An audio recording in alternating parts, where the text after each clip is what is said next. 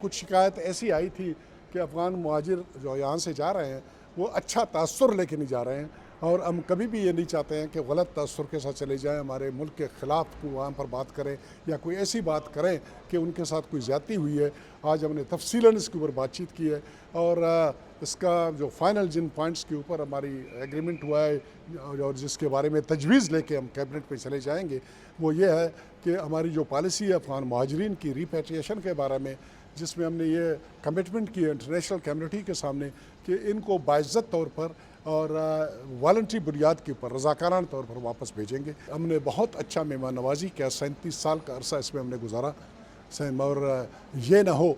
कि जाते हुए वो ब्लड टेस्ट लेके चले जाएं और हमें इल्ज़ाम दे दें, इस तासुर को ज़ायल न करें। और ये जो इन्वेस्टमेंट हमने की है, तकरीबन 30 लाख के करीब ये लोग हैं, ये 30 लाख के करीब ये जो लोग हैं ये हमारे दोस्तों के तौर पर उसमें हमारे हमसाया मुल्क में, हमारे भाई मुल्क में वहाँ पर आए।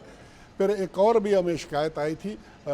मशरान के ज़रिए से, पार्टी कायदीन की तरफ से, और वो ये था कि इनका यहाँ पर कारोबार कर रहे हैं, बेशुमार इनके कारोबार हैं, और कारोबार में काफ़ी इनका पैसा लगा हुआ है, जायदादें ख़रीदी हुई हैं और बिज़नेस चला रहे हैं। तो उसके बारे में भी कोई प्रोटेक्शन हो, और उसमें कोई ऐसे कानून बनाए जाएं कि औने पौने दामों वो उनको न बेचने पड़े और इस तरह ना हो कि वो जाना पड़े। तो उसके बारे में भी हमने कमिटमेंट दी है कि अपने मुल्क के बाकी जो हमारे मिनिस्ट्रीज़ हैं उनका व्यू पॉइंट लेके, और जिस तरीके से बाहर से आए हुए लोग जो हमारे मुल्क में इन्वेस्टमेंट करते हैं उनके लिए जो सहूलियात है, इसी किस्म की सहूलियात इस तरफ भी बढ़ाने की हम रिकमेंडेशन करेंगे।